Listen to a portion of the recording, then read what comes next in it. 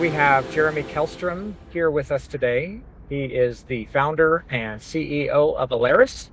And for those who don't know, Alaris is the leading digital booking and check-in application for kids clubs, health clubs, and we're really happy to have him here with us. Well, happy to be here. Thanks for having me. Tell us a little bit about why you reached out to Jamie.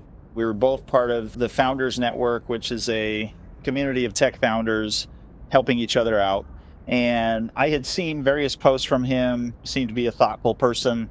And I had a team of 5 engineers, but candidly, as an underfunded startup, it was difficult to attract top tier talent. And so I was always concerned that we weren't on the latest cutting edge technology. And so I reached out to Jamie for that reason, a bit apprehensively, candidly, because we had had some difficult experiences in the past with outsourcing.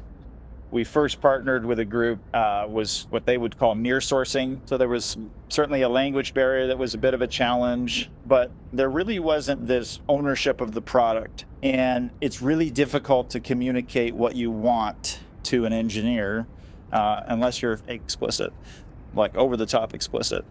They were extremely literal. If we put an I instead of an L, they wouldn't have the context to know that shouldn't have been done.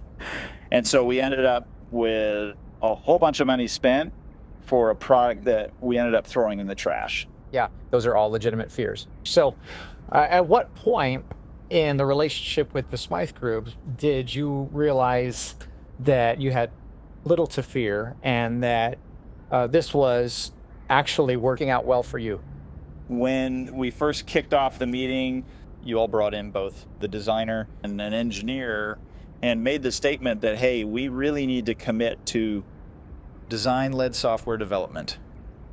And that really struck me as, hey, this is the right approach. They want to take ownership. They want to be a true partner in this process.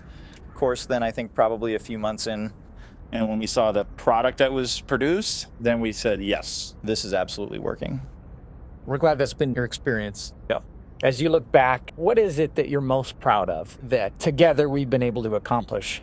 When we first brought in the Smythe Group, we had a very specific need. And I am so proud that through our relationship, I think it was about 3 months, we had turned around a product that people still to this day are using, that they have told us saved them through COVID, being able to keep their business open by using our bookings platform. And I'm super proud we were able to do that together. Can you talk a little bit about our shared values with the experience of our customers and partners? What really strikes me is back to our very first workings together, which was that we really need to put the end user at the center of all of this. We really need to understand their pain points, really need to understand their user experience. The other thing I would say, and I never got this with any other partner group, is actual pushback. When I'm working with the engineering team at Smythe Group, they will actually push back and reference, is that really what the customer needs, you think?